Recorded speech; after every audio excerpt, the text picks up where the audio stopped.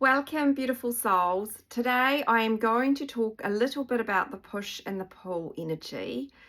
I'm going to talk about how this journey shifts your perspective and a little bit about surrender. So I will try and do as best as I can in that order. So welcome, I'm Kathleen from Awakening Meraki. Now, I want to talk about the push and the pull because I think this is where people get really stuck and lost on this journey. The push and the pull that you hear about is your push and pull, okay? It's not your twin, right? Because they are literally a holographic extension of you. They have a role to play, and that is to show you when you're not in alignment and when you are in alignment. When you're out of alignment, they're going to reflect all those subconscious belief patterns first at the beginning of this journey. They're there as more of a tool, a resource, I guess, to show you and reflect to you. Now, I know that you may not necessarily be seeing them in the physical, but it is still happening energetically. And this push and this pull, by the way, can happen with anyone. But the push and the pull in the twin flame dynamic is slightly different because you are the same energy field. Only one of you can be the push and only one can be the pull, right? But with anyone else, you can do this push and pull dance with anybody if it's a separate soul signature. So the push and the pull is yours. I want you to look at this as your push and pull, not the twins, okay? The twin is going to show you your pull energy. The pull, right? The pull energy is those subconscious things. It's the avoidance, it's the distancing, it's the ghosting, it's this is too much for me, or I'm not good enough. That is the pull energy within you. They're just reflecting it back to you so you can see it. Okay, and I know at the beginning it's really hard, but this is what's going on. They are reflecting. You are one soul, and you have a shared, I guess you could say, a bit of a shared, I don't necessarily use the word mission. In fact, I don't even know if I ever really have, but you do have a shared mission in this dynamic here. And that shared mission is to transmute the fear-based energy so that the soul can come into union in 3D. But here's the thing, the ego gets involved and it gets in the way of this. So let's get clear again. The push and the pull energy is yours, okay? It's the feminine polarity. Let's just say it belongs to the feminine polarity, because we're the alchemist, okay? And that's our role. So their role is unconsciously they are pulling away to show you your own pull energy, where you have denied yourself, where you have been too afraid to show up, where you've lost your voice. It's that pull energy where we've been shy, or we're insecure, or all those insecurities. So they are pulling away to reflect back to you that pull within you, right? So it's going to trigger you. How's it going to trigger you? It's going to trigger you because you are going to get annoyed. You won't understand it because this energetic wall's just gone up, and it happens very quickly typically. So what does the feminine do? So the feminine, how we are the push is we launch. Some of us better than others. Anyway, we launch at them. We send them a trillion messages. We stalk them. We do, like, this is the push, okay? That push energy is always how you're going to interact with your twin. And that's why I'm really talking to this today. So they will be the pull, and then we just go boom, remove the boom, and then the pull doesn't happen. So the insecurities are already there, and then we start, they'll start pulling and we start chasing. So just so that we're clear again, the twin is the pull, but it's your pull energy and it's also your push energy. So that means that you have the power over this, not the masculine. The way that it starts at the beginning is they pull away, and of course we think they've run away with all the power. Little do they know Little do they know that when the feminine resonates with this journey, it's a slightly different little game. And I'm just making fun here because I know how intense it really is. I do get it, but I want to try and bring some light to people's lives. So that's how the push and the pull works. You've got to obviously that energetic wall's in here, and it's that energetic wall that needs to be chipped away at. And that's why you have this resource or the tool here showing you where all the fears are in this energetic wall, so that you can alchemize and transmute them. And I'm not going to talk about that in this video. I've done lots on that video, and I do have a masterclass to help people with that. But that's essentially how the push and the pull dynamic works. Now, what I would encourage everyone to do if you're still quite new onto this journey, or just coming into awareness that you're on this journey and been wondering what the heck's going on with you, and it's really good to watch this push and pull dynamics with other people, because you'll see it, and it's the way people shy away or they launch at each other. A balanced person, which is what you're going to be coming into, is in the middle here and is the observer of either or, and then can hold it. And this is why meditation is really important, because it helps bring the walls down, the energy down, sorry, but it also helps you come into center and balance, because this balanced place is where you're going to be sitting in the seat of your soul, essentially. This is where you're going to reside, and you can be the observer of what's playing out in your life. And then you can respond instead of reacting to everything.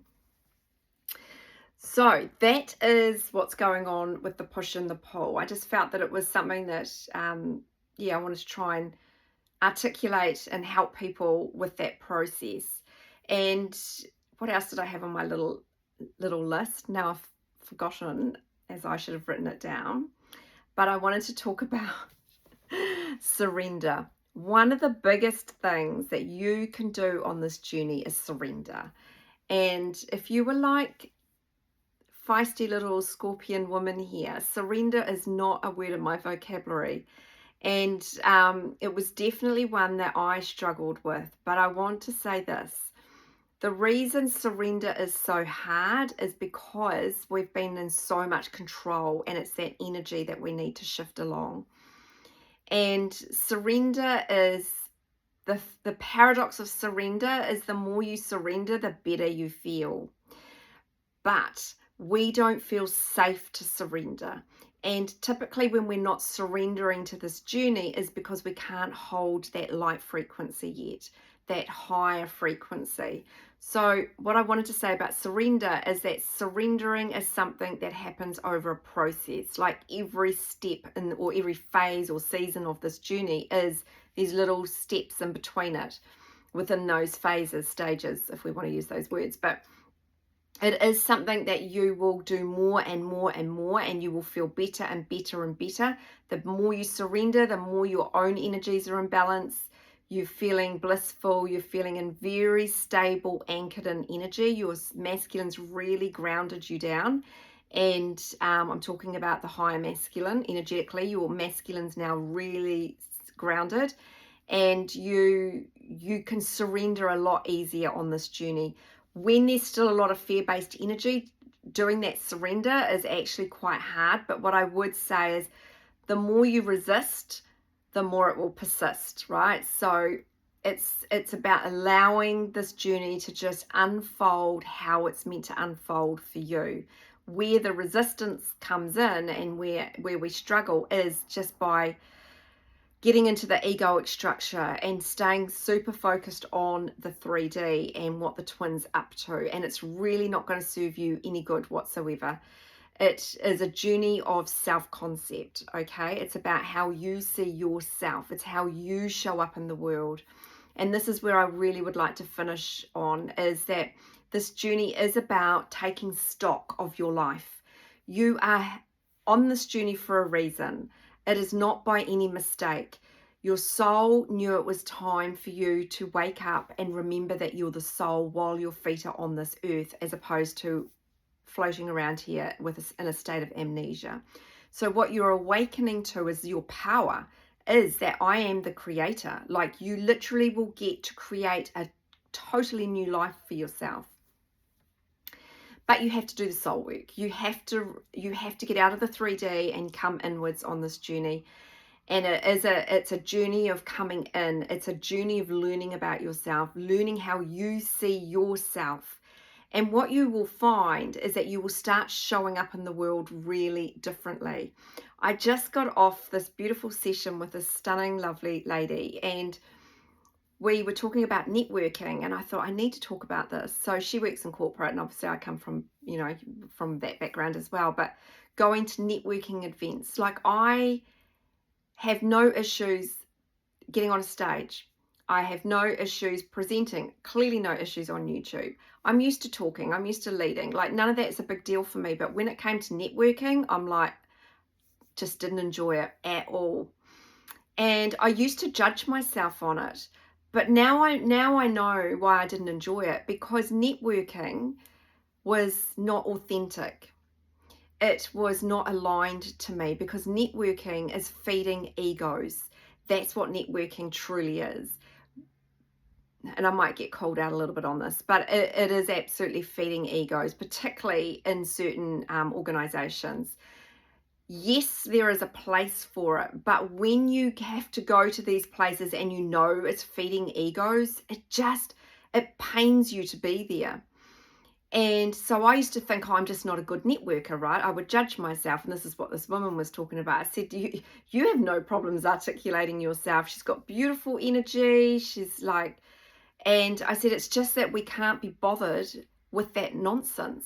And when you have really done the inner work on this journey, this is where this journey is about taking stock, right? That you have been awakened to take stock on your life, to look at all your behaviors, looking at all your patterns, looking at the way that you've been conducting yourself, looking at the way where you've neglected yourself, denied yourself, not given yourself the attention that you've needed, and you've given it to everybody else in this push and pull dynamic that we do with everyone, is right. And so this journey it's happening for a reason, and it's happening for a very important reason, and it's so that you can come into alignment. So you can show up at a networking event, but you will show up in a very different frequency. You will not be showing up in the frequency of, retreating back, because that was my pull energy in those places. I really didn't enjoy it. But it was never about, it was just not it's because it was so out of alignment to who I am, feeding the ego of other people. It's just not my thing at all, and never has been. And, I guess in some kind of way, I've always known that we attract in, and we don't need to go and do all those things. And I'm not saying we don't go and connect with people, but there's connection, and then there's just feeding egos, right? And satisfying each other's needs in that sense. And this journey is gonna really make you look at all of those things in your life and go, why was I like that in those places? And it's just simply this: I was not aligned. That's all it is. I just simply was not aligned. But of course, the inner child or the inner critic inside goes, I'm not good at those things. I don't know how to, or blah, blah, blah, whatever it's creating for you. And so this journey is here to awaken you to all of those concepts, how you have seen yourself, to collapse those and find that beautiful light that's within you, so that when you do go to these things, you show up, but you show up differently.